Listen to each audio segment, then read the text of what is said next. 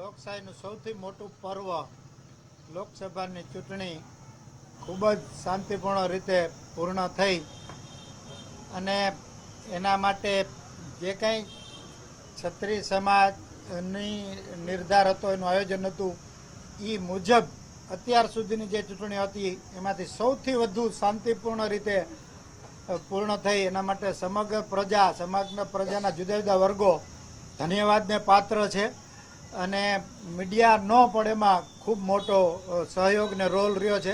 એટલે આપ બધાનો પણ ખૂબ ખૂબ આભાર. અમે 4-5 દિવસથી અમે ચર્ચા કરતા હતા જે લોકો સંગઠનમાં હોય, ટીકુભાઈને પણ અને બીજા 5-7 જણા અમારામાં જે થિંક ટેન્ક કહેવાય કે જ્યારે પણ કોઈ પણ સંગઠન એની તાકાત બતાવે છે, અવાજ રજૂ કરે છે, એકતા થાય છે, ત્યારે સામે પક્ષે કોઈને કોઈ રીતે એને નબળા પાડવાનું આ તે એવા પ્રયત્નો થતા હોય છે અને એના ભાગરૂપે કાંઈક ને કાંઈક થતું હોય છે. એમાં જે કાંઈ પીટી જાડેજા સાહેબ એ વાત કરી, સંજોગો વસાતી કાંઈ જે કાંઈ એમના પોતાના ટેન્શનમાં હોય અથવા તો બિનજરૂરી વ્યક્તિઓ દ્વારા એમને જે કાંઈ પરેશાન કરવામાં આવતા હોય ફોન કરીને આતે એના એક ચિંતામાં એ કે જે કાંઈ બોલ્યા પણ એ પ્રશ્ન આંતરિક પ્રશ્ન સંસ્થાનો હતો અને આંતરિક પ્રશ્ન 2 દિવસ પહેલાં જ પૂર્ણ થઈ ગયો છે. એમની યારે વાતચીત પણ થઈ ગઈ એટલે હવે કોઈ પ્રશ્ન રહેતો નથી. સંકલન સમિતિ એક જ છે. પીટી જાડેજા સાહેબે રાજીનામું પણ નથી આપ્યું અને આખી સમગ્ર સંકલન સમિતિ એક જ છે અને બધા સાથે જ છીએ.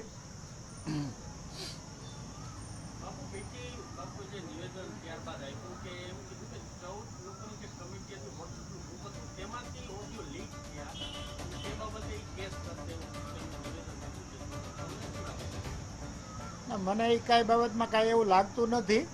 એ બધી ગૌણ બાબતો થઈ જાય છે. જ્યારે સંસ્થાનો આંતરિક પ્રશ્ન હોય ને સમાધાન થઈ ગયું હોય, વાત થઈ ગઈ હોય ત્યારે એ પ્રશ્ન બહુ રહેતો નથી. પણ મેં આપને કીધું એ પ્રમાણે એમને જે કાંઈ ચિંતામાં બોલ્યા હોય પણ બધું જ વસ્તુઓને હવે એમને ચોખવટ કરી દીધી છે કે સંકલન સમિતિ સાથે છીએ, સંકલન સમિતિને મજબૂત કરવાનું કામ કરશું. એટલે એમનો છેલ્લે ઓડિયો પણ આવી ગયો છે. એટલે હવે બધા પ્રશ્નો પતી જાય છે અને આગળ ઉપરનું અમારું કામ ચાલુ રહેશે.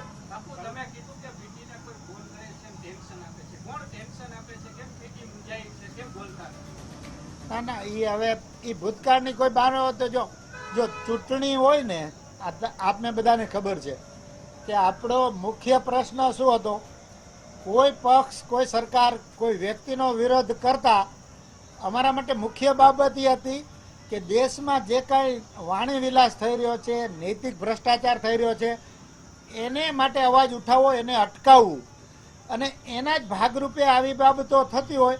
એ ચૂંટણી હતી એટલે રાજકીય બાબતો થતી હોય પણ 7 તારીખે એ બધી બાબતો પૂરી થઈ ગઈ છે અને બધાને જ પણ અમે અપીલ કરી છે અમારા સમાજમાં પણ અને બધાને કે હવે પછી કોઈ પણ વાણી વિવેકનો ધ્યાન રાખવાનો છે, કોઈના માટે બિનજરૂરી શબ્દો વાપરવાના નથી અને આ બધાને લાગુ પડે છે. અત્યાર સુધી બધા જે પ્રમાણે અનુશાસનમાં રહ્યા છે એ જ પ્રમાણે અનુશાસનમાં હવે રહેવાનું છે. હવે રાજકીય વાત રહેતી નથી, હવે સામાજિક વાત રહે છે. એટલે સામાજિક રીતે આપણે જે કાંઈ પ્રવૃત્તિઓ કરવાની હોય એ આગળ ઉપર ચાલુ રાખશું.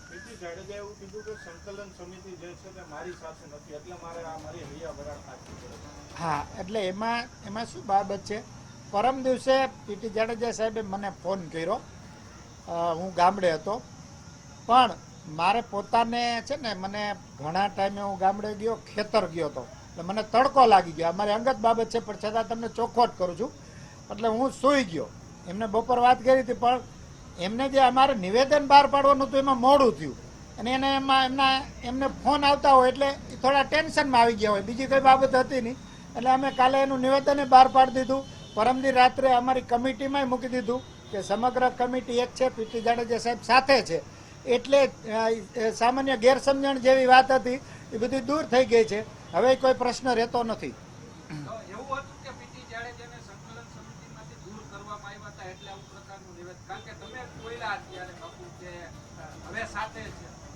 ના પેલા સાથે જ હતા, દૂરે કરવામાં નથી આવ્યા. આમાં સંકલન સમિતિમાં તો કોઈ એક વ્યક્તિ નિર્ણય લેતું નથી, તમને ખબર છે. એટલે એવી કોઈ બાબત હતી જ નહીં, એટલે એ પ્રશ્ન રહેતો જ નથી. ગેરસમજણો દૂર થઈ ગઈ, બીજું કાંઈ છે નહીં. પીટી જાડેજાએ એવું પણ કીધું કે પ્રેશર ટેકનિક શરૂ કરવામાં આવી છે. કોનું પ્રેશર આવી રહ્યું છે, કોણ આ પ્રેશર ટેકનિક યુઝ કરી રહ્યું છે? એવી કોઈ બાબત આપણા ધ્યાનમાં નથી આવી. પણ હવે જ્યારે આ જાહેર જીવનમાં કોઈ પણ સંસ્થા એવો અવાજ ઉઠાવે, એ ઘણા લોકોને પોતાના વ્યક્તિગત કારણોસર કે અલગ અલગ કારણોસર એ ન ગમતું હોય, સ્વીકાર્ય ન બનતું હોય, એટલે પોતાની અનુકૂળતા મુજબ અર્થઘટનો કરતા હોય અને બિનજરૂરી રીતે હેરાન પરેશાન કરવાના, ખોટા ફોન કરવાના એવું કરતા હોય. પણ એ બાબતો હવે રહેતી નથી. એ બધી બાબતો ગૌણ થઈ ગઈ છે. સંકલન સમિતિ સામે એવા પણ આરોપો લાગ્યા છે કે કોંગ્રેસ પ્રેરિત અથવા તો કોંગ્રેસ સાથે જોડાયેલા છે કેટલાક લોકો, એટલે આ આંદોલન ચલાવવામાં આવ્યું. આને કઈ રીતે? આના પહેલાં પણ આપણે આ ચોખવટ થઈ ગઈ છે કે અમારા બે સિદ્ધાંત હતા કે કોઈ પણ પક્ષ પ્રેરિત ક્યારે કહેવાય, કોઈ પણ પક્ષની વિરુદ્ધમાં, કોઈ પણ પક્ષની ફેવરમાં અમે હતા જ નહીં. અમારો એક અવાજ રજૂ કરવાનો હતો, સામાજિક લડાઈ હતી, અસ્મિતાની લડાઈ હતી. એટલે વિરોધ પક્ષ કે કોંગ્રેસ પક્ષના પ્લેટફોર્મ ઉપર જઈને અમે ક્યારે ભાષણ આપ્યું નથી. અમારા પ્લેટફોર્મ ઉપર આવીને એ નેતાઓને, ઉમેદવારને બોલાવ્યા નથી. એટલે એ પ્રશ્ન રહેતો નથી ઓટોમેટિક. એ તો રાજકારણનો એક ભાગ હતો.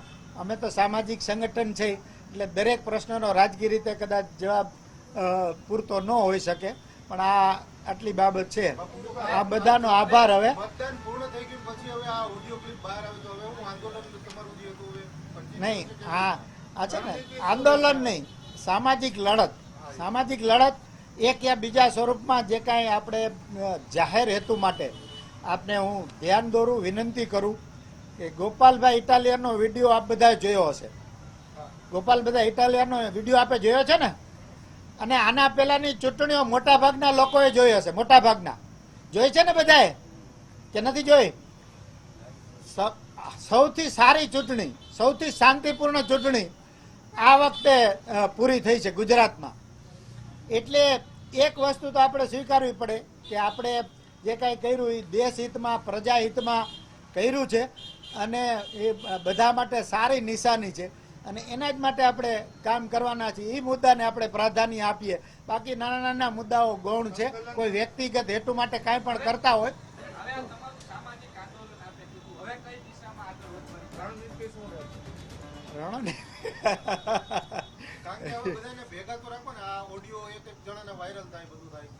હા જુઓ, આપને કહી દઉં, આપની બધાની ચિંતા, અમારી પોતાની ચિંતા આજ પેલા અઠવાડિયાથી આજ છે કે હવે કઈ રીતે આપણે સાથે રાખવા, શું શું પ્રવૃત્તિઓ કરવી.